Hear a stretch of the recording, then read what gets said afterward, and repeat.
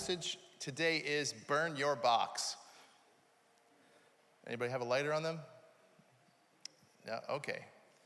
Bring it up here. No, I'm just kidding. Title of the message is burn your box. The idea that we are more than just the boxes that we're put in. And interestingly enough, we kind of talked a little bit about that at the end of So Will I today before we welcomed and greeted one another.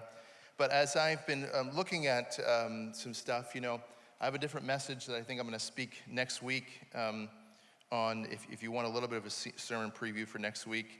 But we're going to look at some ideas around that I believe that society is losing its value for mercy. And I'm going to talk about that next week and how we are called to be merciful. And so it's becoming, I think, mercy is becoming a casualty of the culture wars that are out there. And so I'm going to speak on that next week. I'm going to be a little bit more in your face, a little bit more bad Danny next week. But good Danny is here, and we're going to talk about something that is going to be purely uplifting today, okay? But if you like bad Danny, he'll be back next week, all right? Psalm 139:14 says, I praise you because I'm fearfully and wonderfully made. Your works are wonderful, and I know that full well. Now, if we look throughout the scriptures, we're going to find a bunch of different descriptions of who you are and how you were made. And all of them are good. They're really beautiful. And I kind of was thinking today, I want to know for you, and I just want you to think about this for a moment. If you struggle with some part of yourself, the way you think, the way you look, your personality, how people perceive you, and I think most of us in this room can find something about ourselves that we don't like. And I'm not talking about a behavior or something that's destructive. I'm talking about just a part of who we are. If you have something, I want to ask a question that I think all of us should answer internally right now, or at least think about, which is, who told you that you were anything less than fearfully and wonderfully made?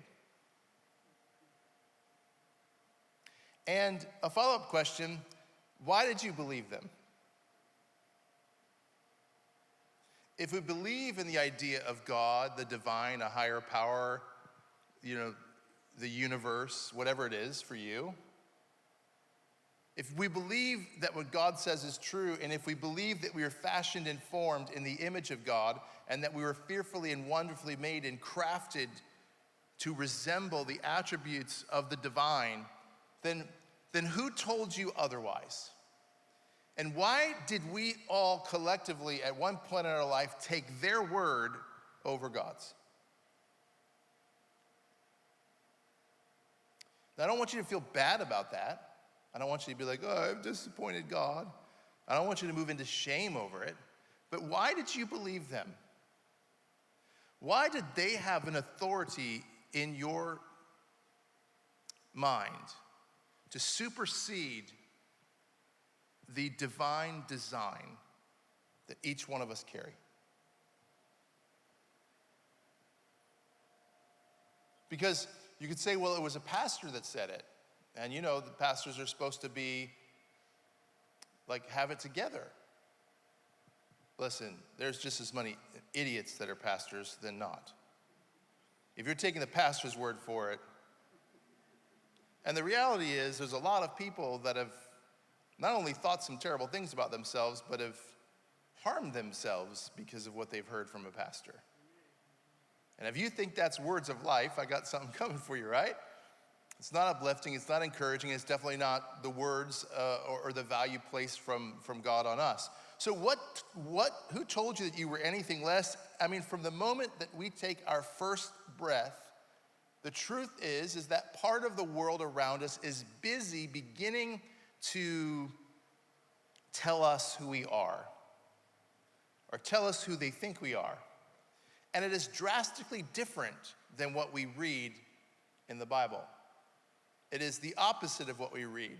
But somewhere along the line, whether it was a momentary thing or a collective of things that eventually began to flip that switch in our minds, in our heads, in our hearts, in our emotions. We begin to believe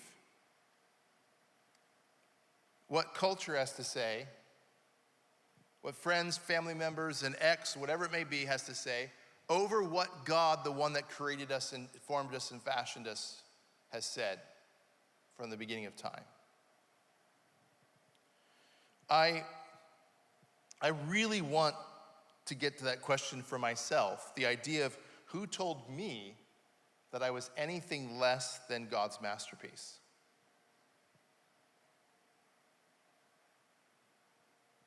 If we walk around with the idea that I am a masterpiece, I am created and crafted as a one-of-a-kind, unique individual. It's like, oh, you're full of yourself, you're arrogant, you think too highly of yourself. And I wonder why our culture is so obsessed with keeping people in their place.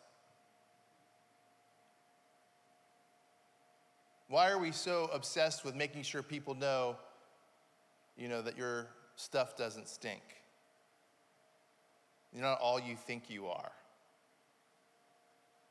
Why do we make sure that we always have to play the devil's advocate when somebody is soaring high? We want to make sure we take them down a notch.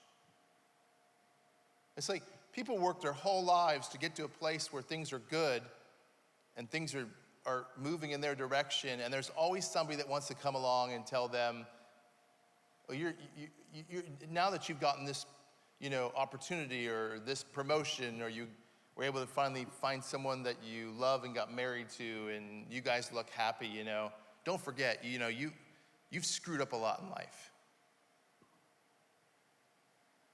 I know for a fact that when I found the love with this one down here, there's a lot of people who had a lot of opinions. And I have friends that were like, I'll go to the ends of the earth with you. But when I found her and found not just love, but happiness like I'd never experienced before in a relationship, there were a lot of people that were pissed off. Can I say that in church? Ticked off. Bad Danny, stay till next week. Keep it together, good Dan. So, ticked off. They were so mad, and it wasn't for valid reasons. It was just they were just mad that I was happy. And I realized that the people that were the maddest were the ones that were the most miserable. But somewhere along the lines, we start believing that, man, maybe I don't have a right to feel this. That I don't have a right to feel like I'm going somewhere, I'm accomplishing something, I'm becoming something, I have a good group of friends around me.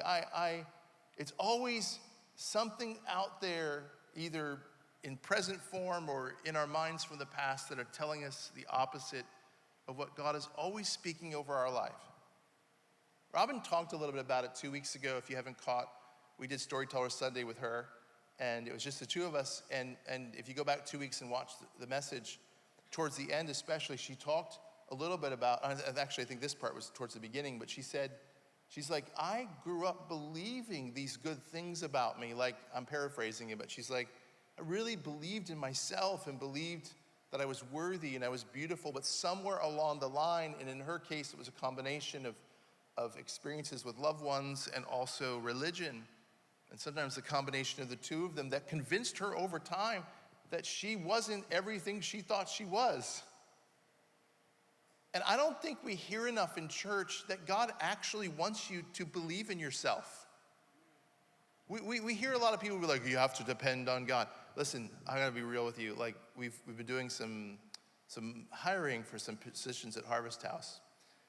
And I can disclose this because I'm gonna keep it anonymous, but we've had some people that would tell us at the interviews, well, I'm going to pray about it if I'm offered the job, and I'll let you know what God says about it.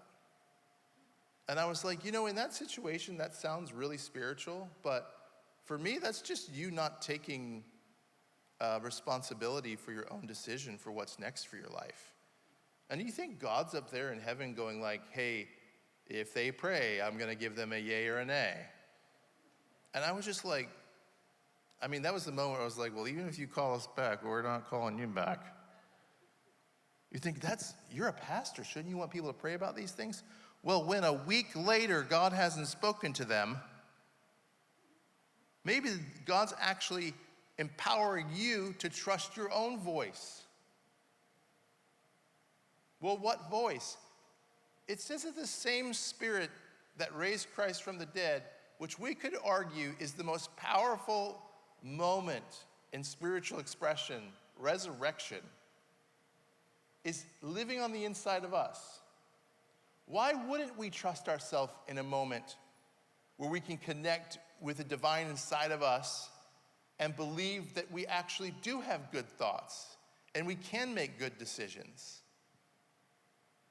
We've been watching this wild documentary, and I do not recommend it for those of you that have been in church.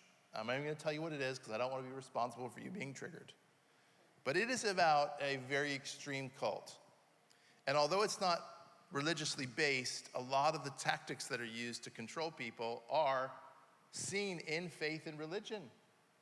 And what I find very interesting is that every time somebody has a thought, a question, or an expression that is outside of the box of what they're trying to do and accomplish, they, in a very slick way, get the person to believe that the reason they come up with that idea, expression, thought, question is because there's something wrong with them.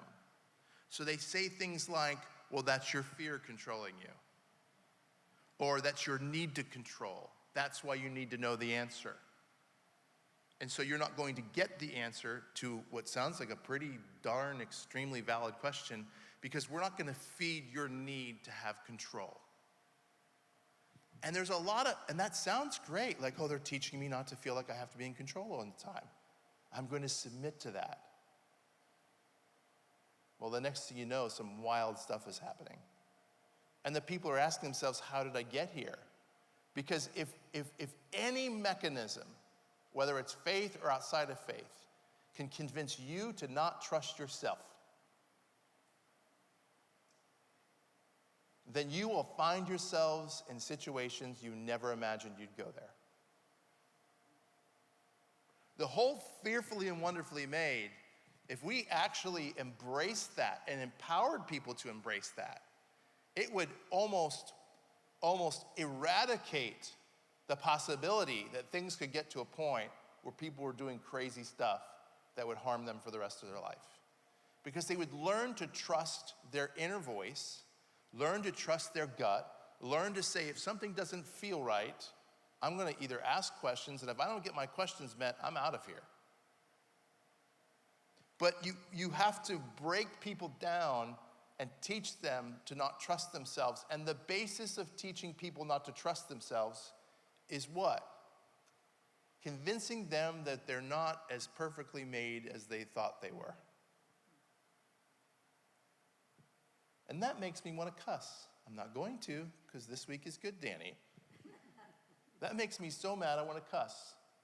Because a lot of people's lives have been destroyed because they've been taught not to trust themselves. Right? It starts young. It starts really young. The indoctrination starts young. The shame attached to completely normal things and feelings start young. When kids start discovering their bodies, right? And that develops in certain ways. Religion tells them, why would you do that? That's gross. Stop that. It's like, this is a normal, natural thing that's going on here. A kid discovering their body, a teenager discovering their body and figuring out what that looks like is normal. We're actually designed, that's actually part of the fearfully and wonderfully made. I mean, I grew up in most of my life where you never heard the word sex in church, ever.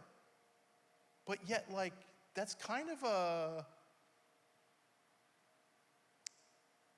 pretty, like, important part of our lives. Some of you are uncomfortable right now. Like you never think about it. You do.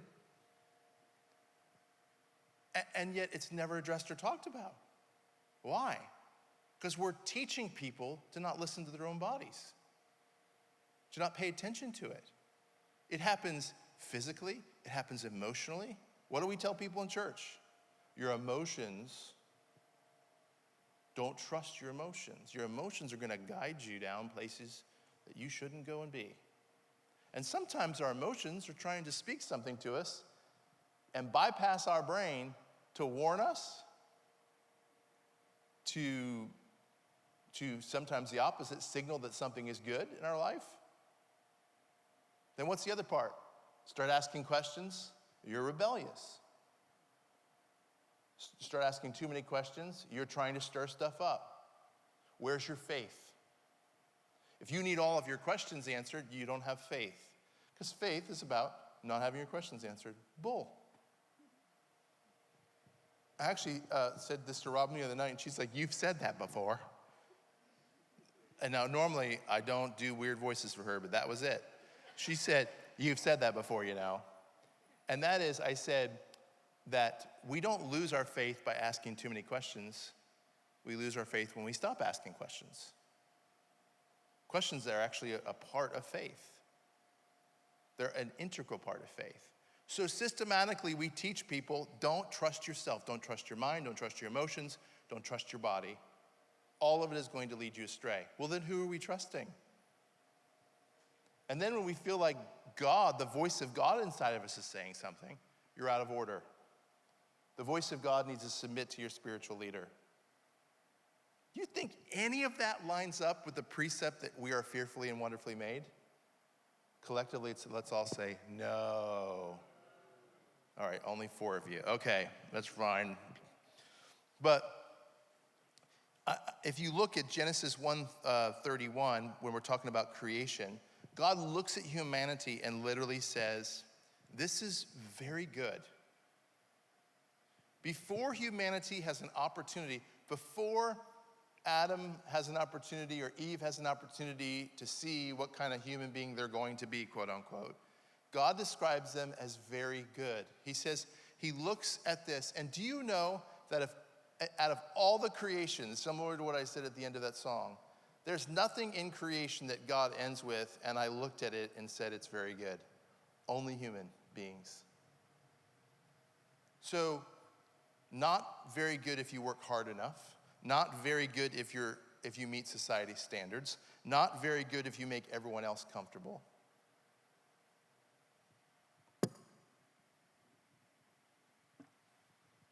Not very good if you make everyone else comfortable.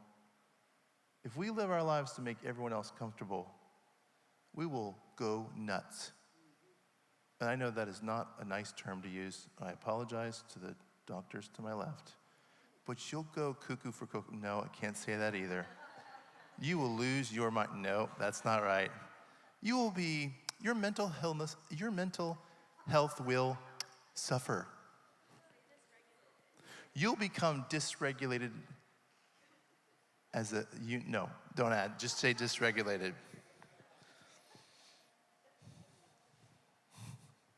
You'll be like a chihuahua on crack. No, is it too much? Okay, all right. You're just good.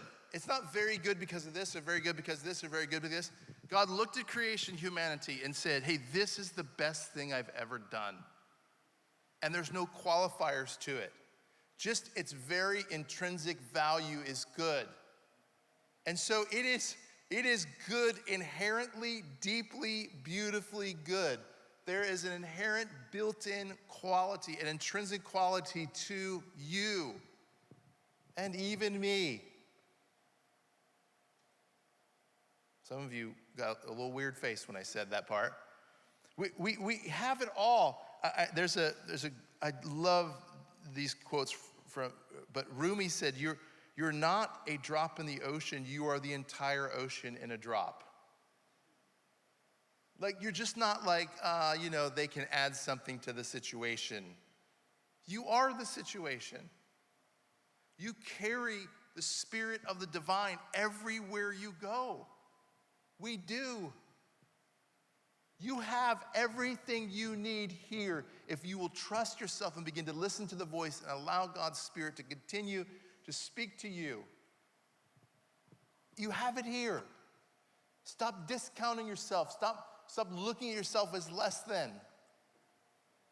And I don't care. You can be anything outside of the box of what's normal in white patriarchal Christianity. Please, please, please know that you, right where you're at, are fearfully and wonderfully made. This is good preaching, Dan. For those of you that like Bad Danny, I promise you he will be back next week, okay? And Jesus, he never put people in boxes, and I have a couple examples here. The Samaritan woman at the well was supposed to be unworthy because of her past, but Jesus saw her as a bearer of truth. When they left, he said, go carry this. We look at the story of Jesus revealing himself after the resurrection to a woman. And a woman during the day couldn't carry a letter from one end of the town to another, let alone the greatest message ever told. He saw people for who they were and not the box that society had put them in. Zacchaeus, the tax collector, was supposed to be a sinner, but Jesus saw him as a man capable of redemption, where he climbed a tree to see Jesus because he wasn't even worthy to be amongst the crowd that was close to Jesus. Jesus looks out, and what people see is, oh God, freaking Zacchaeus. No wonder he's at the back of the crowd climbing a tree trying to see, right? Jesus is like, that one right there, get down from the tree because you're eating at my house. You're going to be with me today. He looks at the thieves or the insurrectionists or whoever they might be on the cross, the murderers, and he looks at them and he says, hey, while they're jeering, while they're screaming, while they want to crucify you along with me, he looks at them and says, today you're going to be with me in paradise. The lens of God is different than the lens of culture. It almost always is. A woman caught in adultery was supposed to be shamed, stones thrown at her.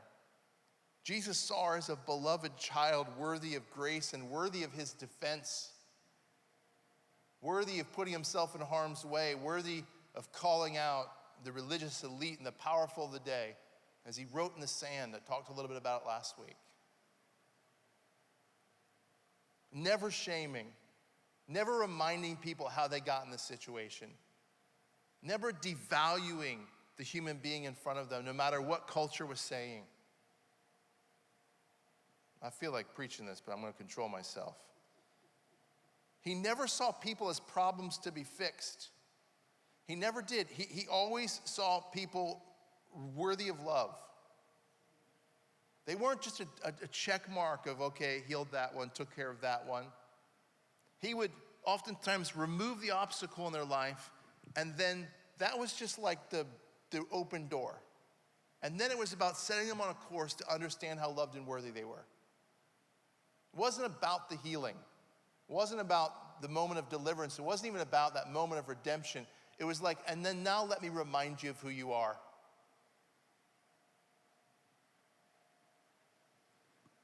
Are we hearing that for ourselves today? That's the question. Are we hearing that louder than whatever along the way told us otherwise?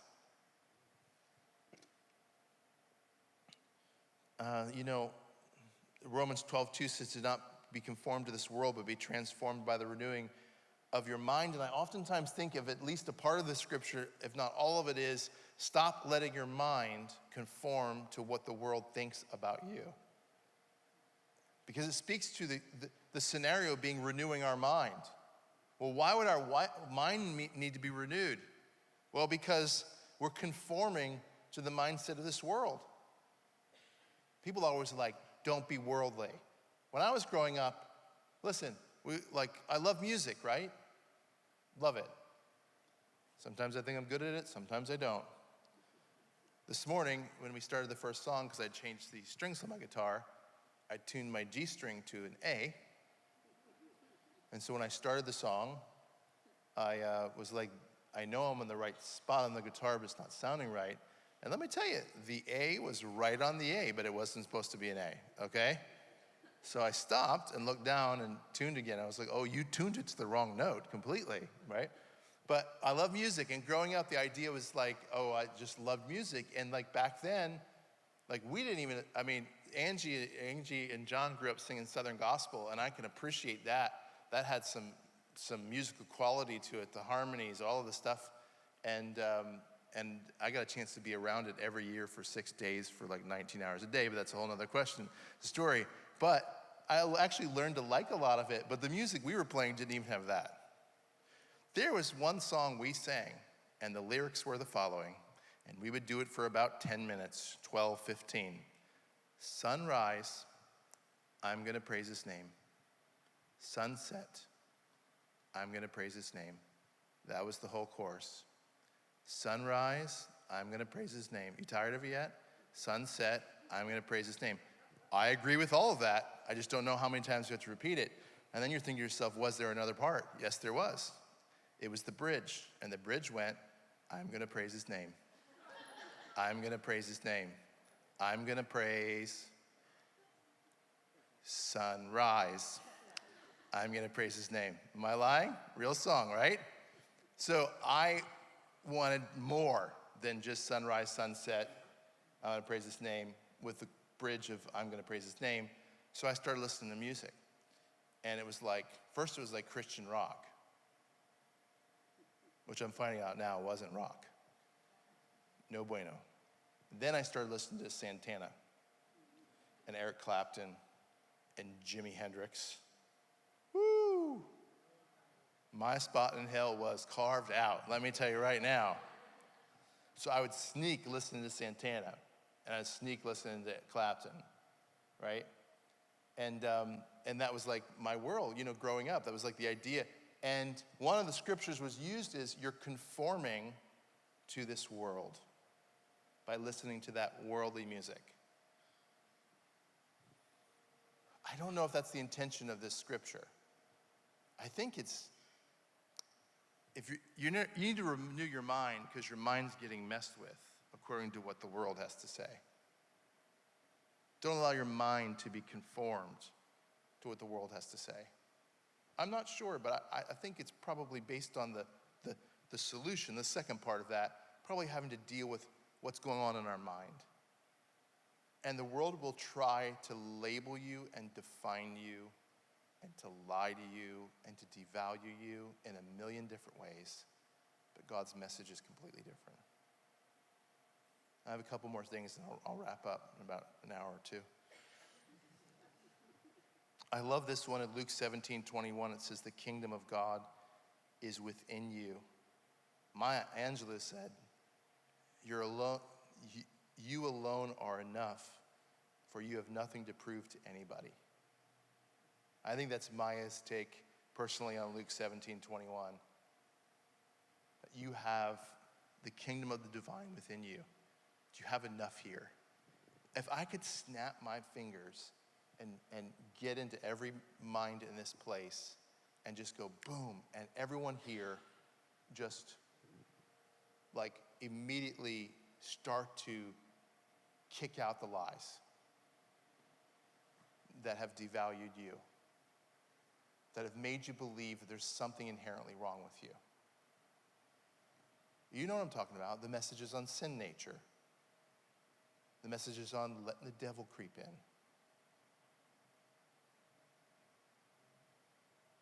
Your nature, inherently your nature. Heart of stone. Is this ringing a bell for anyone? We forget the part that through salvation we've been given a new heart. We just skip over that part.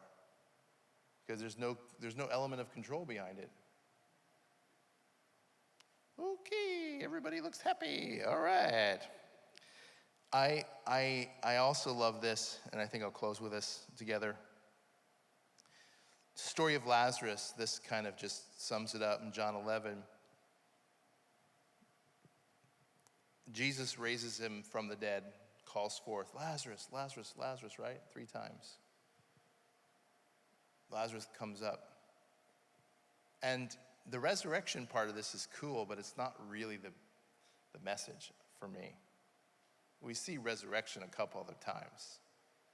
It's when Jesus then says and turns to the people around him and says, unbind him and let him go.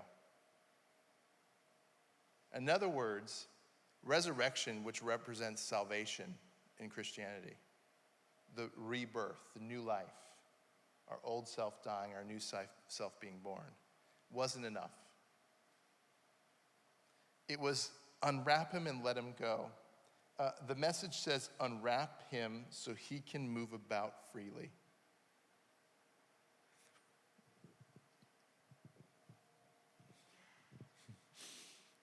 Deep breath. If religion is causing people to be more conflicted and bound and restricted, it's not faith, it's not the message of Jesus.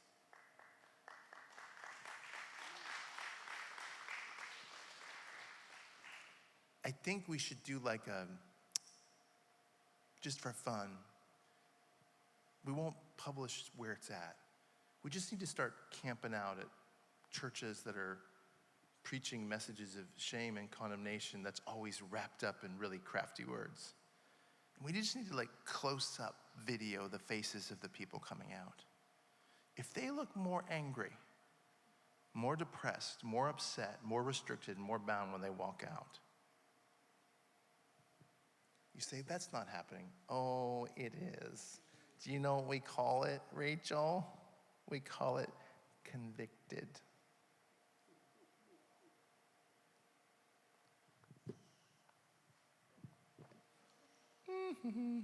I'm Da Vinci coding you folks right now. We call it, they're feeling convicted. That's why they look like they hate themselves. They're convicted.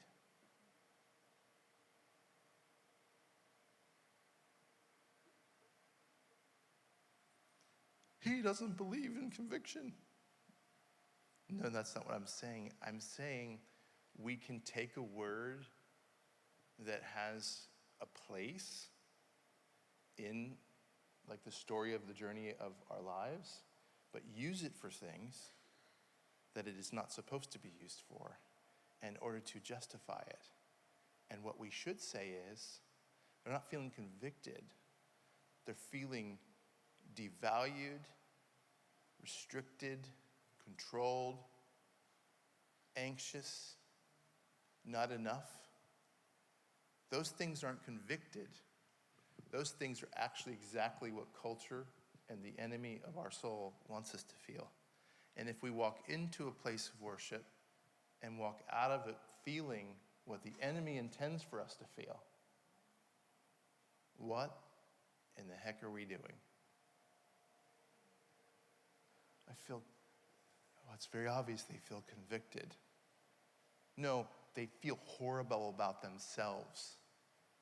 Whereas when Jesus found somebody in a mess, whether it was adultery, whether it was whatever we just talked about, it was never about, so let's talk about, let's make sure you feel convicted.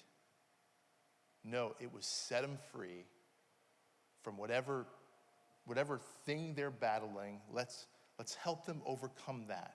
And then let's look to see what other grave clothes are wrapped around them that we can free them of so that they won't live in that shame anymore.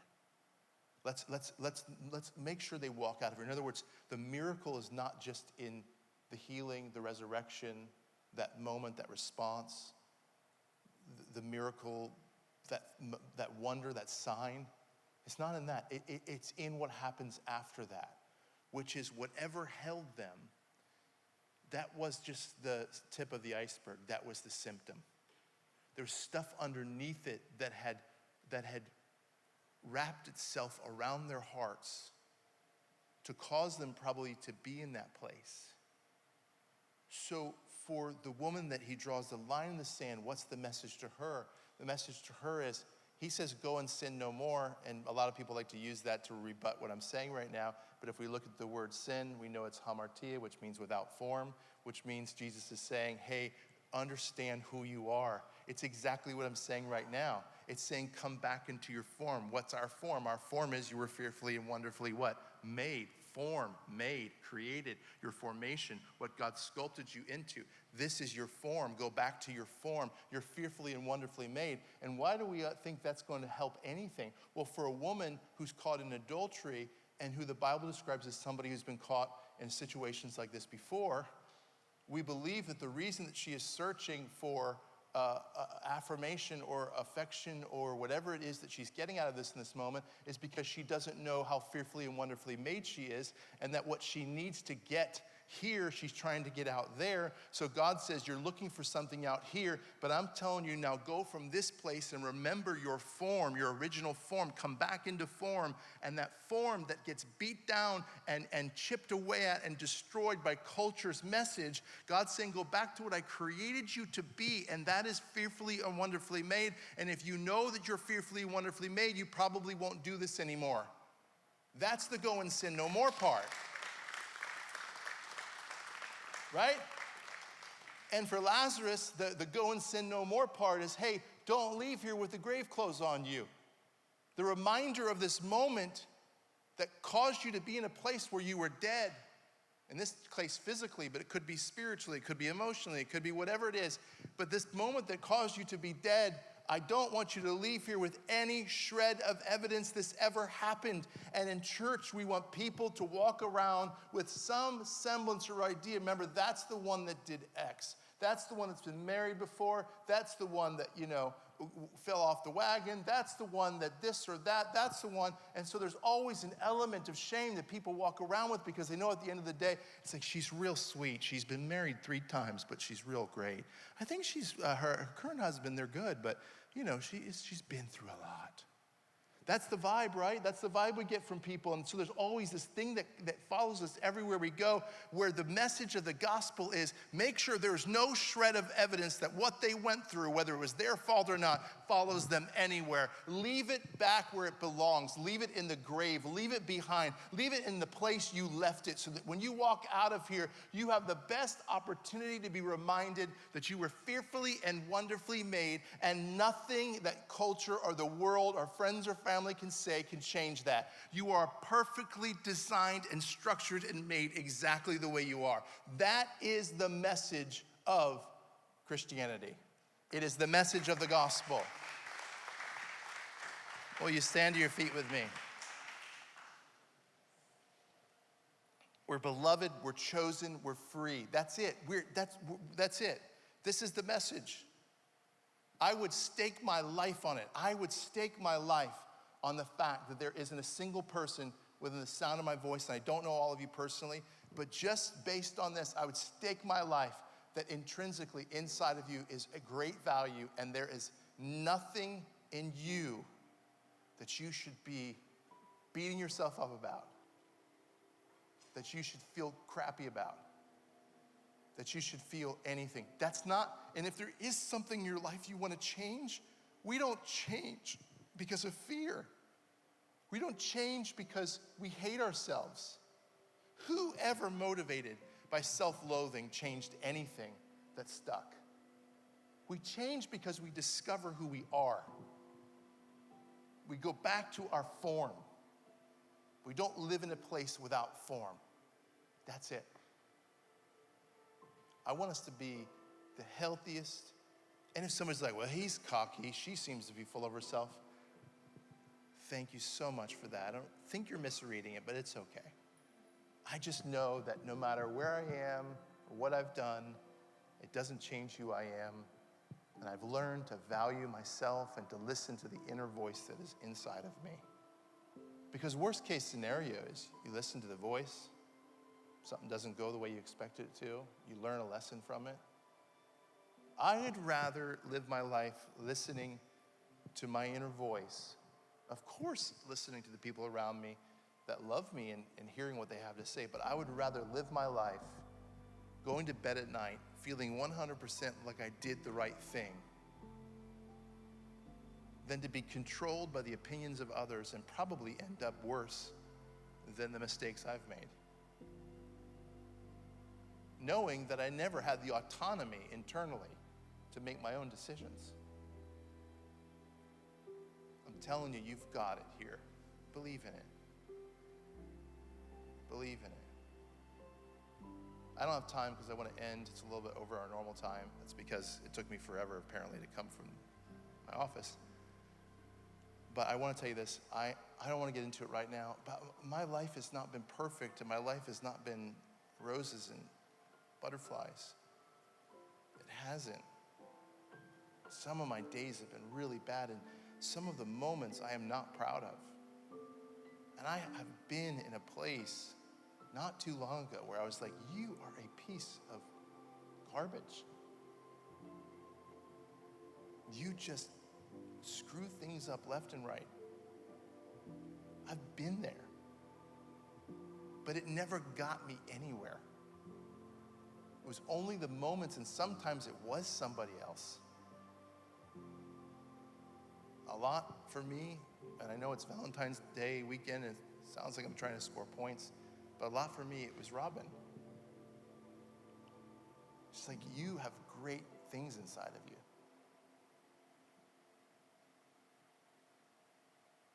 Back in the day when I started getting into cooking, I was like super into it, and I was decent at it, but not great. Now I'm phenomenal. She bought me a chef's jacket. She was calling out something inside of me. It was so silly and simple, but she was like, here, wear this chef's jacket, until I got too big for it, and then she had to buy the next size up. So I have a medium and a large at home. Depending on how much of the food I'm chefing, I'm eating. She believed, like, you're great at this. And next thing you know, I'm working with a guy who's like LA Chef of the Year for 2 years in a row, and Steven Spielberg is one of Steven Spielberg's favorite chefs, and a guy who Elton John would fly into places around the world to cook him food. And like, that's who I'm hanging out with, working. And he's drinking too much wine. God love him. He knows if he's listening to this. And I'm the one that ends up cooking the whole food. And we did a 13-course dinner one time in somebody's home, like the style of like a Michelin star restaurant where everything's small plates and plated beautifully. 13 courses, king crab and caviar and, you know, you name it.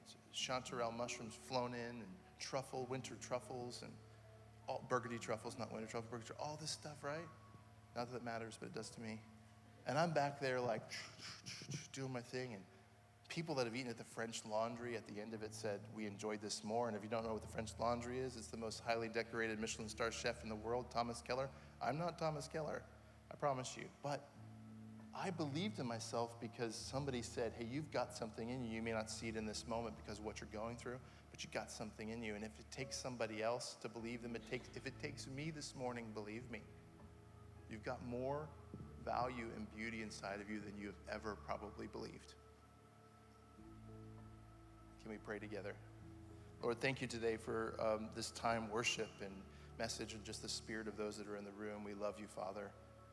And we just thank you that your goodness and your grace follows us wherever we go. And as we leave here, I'm wondering if we could just take a moment, whether it was during this service or when we leave here, to try to figure out where along the way did this go wrong, where we started believing the opposite about ourselves. And then ask ourselves the question, are we willing to live our life based on what somebody said or based on what you've said? What are we going to believe? What do we believe is actually true for all of eternity? So God, today I'm just asking that you help those in the room that lately have been struggling and dealing with their own self-worth or the way they see themselves, or just feeling like there's a percentage of them that is bad or deserves shame or deserves to feel negative. Help them know the difference between shame or conviction. Help them know that the majority that has been labeled as conviction is actually undeserved shame and guilt that never brings healing. We thank you today that you're the one that said that from the beginning of time, I formed you and fashioned you, and you are fearfully and wonderfully made in my image. Let us leave here with that on our minds. We thank you. In your name we pray. And everyone says, amen. Bless you guys. We'll see you next week. We love you. And those of you that are coming to the luncheon on Thursday, we look forward to seeing you. God bless.